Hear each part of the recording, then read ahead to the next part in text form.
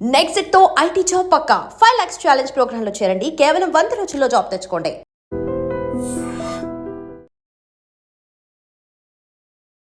అమానవీయ ఘటన. అమ్మ అనే పిలుపుకే మచ్చ తెచ్చినటువంటి కన్నీళ్లు పెట్టిస్తున్న ఓ దుర్ఘటన. తిరుపతి జిల్లా వరదయ్యపాలెంలో ఓ కసాయి అప్పుడే పుట్టినటువంటి పురిటి బిడ్డను ఇసుకలో పూడ్చిపెట్టి వెళ్ళిపోయింది. ఎంత దారుణాతి దారుణం! ఇది గుర్తించినటువంటి పారిశుద్ధ్య కార్మికులు పోలీసులకు సమాచారం ఇచ్చారు. కొన ఊపిరితో ఉన్నటువంటి ఆ బిడ్డను పరుగున హాస్పిటల్కు తీసుకెళ్లారు. అప్పటికే ఇసుకలో పూడ్చిపెట్టినటువంటి ఆ బిడ్డ చేతిని కుక్కలు కరవటంతో తీవ్ర గాయాలయ్యాయి. ఎంత బాధాకరమైన విషయం! వరదయ్యపాలెంలోని బస్ స్టాప్ సమీపంలో ఉన్నటువంటి ఒక ఫ్యాన్సీ స్టోర్లో గుర్తు తెలియనటువంటి ఒక యువతి ఒక బిడ్డకు ఆడబిడ్డకు జన్మనిచ్చింది. ఆ పేగు బంధాన్ని తెంచేసి ఆ బిడ్డను వదిలించుకోవాలని చూసింది. ఎంత కఠినమైన మనసో మరి అర్థం కావటం లేదు. కానీ ఆ బిడ్డను ఆ పక్కనే ఉన్నటువంటి ఒక దుకాణం పక్కన ఇసుక ఉంటే ఆ ఇసుకని తవ్వి ఆ ఇసుకలో బోర్లా ఆ పాపను పెట్టేసి తను అది ఇసుక కప్పి పూడ్చి పెట్టేసి వెళ్ళిపోయింది. బట్ కుక్కలు మనకు తెలుసు కదా, వీధి కుక్కలు ఏమైనా ఉంటే గమనించగలుగుతాయి.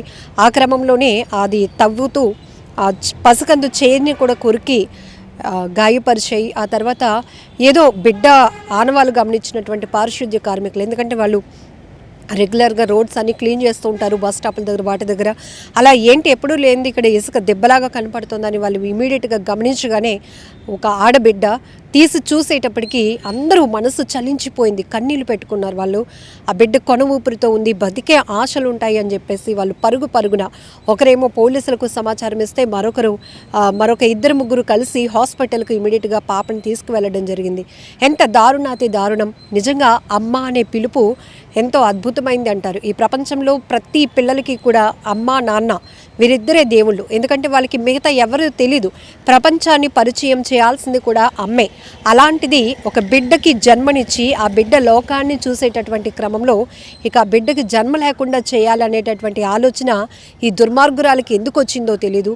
ఎక్కువ శాతం వివాహేతర సంబంధాలు కావచ్చు, పెళ్లి కాకుండానే ఈ తరహా వ్యవహారాలకు వెళ్తున్నారు, గర్భవతులు అవుతున్నారు. ఆ తర్వాత ఇలానే బిడ్డల్ని ఎవరు చూడకుండా కని రోడ్డు మీద పడేయడమో, కుక్కల పాలు చేయటమో, చెత్తబుట్టల్లో పడేయటమో, కాలువల్లో పడేయటమో, అలా వదిలించుకునే ప్రయత్నాలు చేస్తున్నారు. కొన్ని ఘటనలు మరీ ఘోరం. ఎందుకంటే వాళ్ళు బొడ్డు పేగు కూడా తెంపకుండానే పసిపిల్లల్ని అలా నిర్దాక్షిణ్యంగా వాళ్ళ ప్రాణాలు తీయాలి అనుకోవటం, అక్కడ ఆ బంధాన్ని వదిలించుకొని వెళ్ళిపోవాలి అనుకోవటం ఎంత దుర్మార్గమైన విషయం. సో అక్కడైతే బస్ స్టాప్ పక్కన ఒక దుకాణంలో ఇదంతా కూడా జరిగిన వ్యవహారం తెలుసు కాబట్టి పోలీసులు ఇమీడియట్గా కేసు విచారణ కొనసాగిస్తున్నారు. గుర్తు తెలియలేనటువంటి ఆ యువతి ఎవరు అనే పనిలో కూడా పోలీసులు ఉన్నారు. ప్రస్తుతానికైతే పాపకి మెరుగైన ట్రీట్మెంట్ అయితే అందుతోంది. చాలా దారుణాతి దారుణం. మొన్న ఒక ఘటన చూసాం కదా, ఒక ఆమె నిండు గర్భిణి అలా హాస్పిటల్కి వెళ్ళి వాష్రూమ్లో డెలివరీ అయిపోయి ఆ బిడ్డని ఆ వాష్రూమ్లో ఉన్నటువంటి బకెట్లో వదిలేసి ఆమె అక్కడి నుంచి ఎవరికీ తెలియకుండా వెళ్ళిపోయింది.